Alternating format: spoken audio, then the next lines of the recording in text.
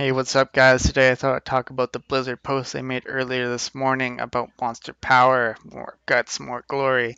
So the first thing they talk about in this thread is saying how to select your monster power level. You actually have to go into the game menu and go into the gameplay tab and enable it on the right-hand side there and click accept. That was a little confusing for me when I first tried out the PTR, so hopefully that'll save you guys a little bit of time. The next thing you have to do is you have to go into your quest menu. You have to select the difficulty of the quest you want, and then you can select which monster power you want. But the really cool stuff in this thread they talk about is monster power, on how much monster health you get, damage, XP, magic find, and gold find. So throughout normal, nightmare, and hell, everything is super linear.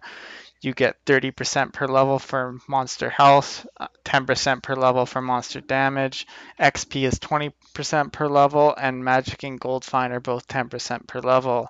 In Inferno, that all kind of changes. As you can see, monster health on monster power 1 is 150%, monster power 2 is 225%. That's a 75% difference in between those two levels. The difference between monster power 2 and 3 is 101%. So that kind of keeps scaling up in that matter for both health and damage. XP is you get 10% per level for the first three levels, 15% per level for 4, 5, and 6. 7, 8, and 9 are 20% per level, and Monster Power 10 is 25% per level. Magic and Gold Find are 25% per level, all the way up to 250% at Monster Power 10.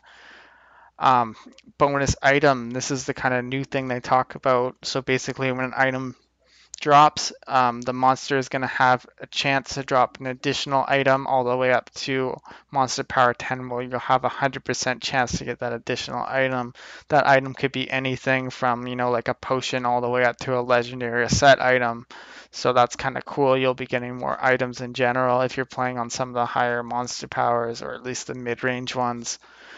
They also talk about if you're doing keys and organ grinding, you're going to be getting 10% per level chance of those things dropping, all the way up to 100% at Monster Power 10. So Monster Power 5 is 50%, Monster Power 6 is 60%, and so on. So it might be best to just do that on Monster Power 10 and get the 100% drop rate, or it might be quicker to do it on Monster Power 5 and just get that 50% drop rate because it'll have a lot less health. The one thing you do need to note is you're going to need your stacks to get those drops first.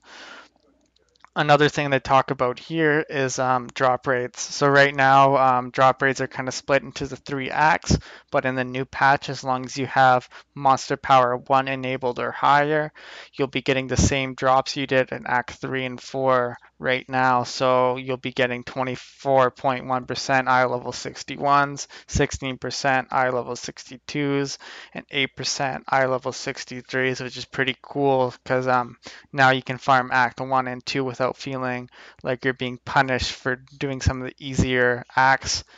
And easier might just mean, the monsters act a little bit differently, so they're easier to kill for you. They might be kind of doing the same amount of damage as the ones in Act 3, but it might just be simply easier for you.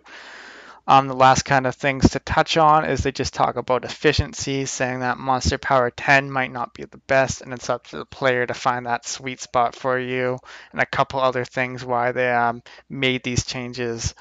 So the power is yours. You choose which monster power you want to farm on and find what is the most efficient for you. I thought you guys would enjoy this video kind of going over some of this stuff, and hopefully you guys will be able to make a more informed decision on what monster power level you want to farm on. Thanks for watching, guys, and hope you enjoyed.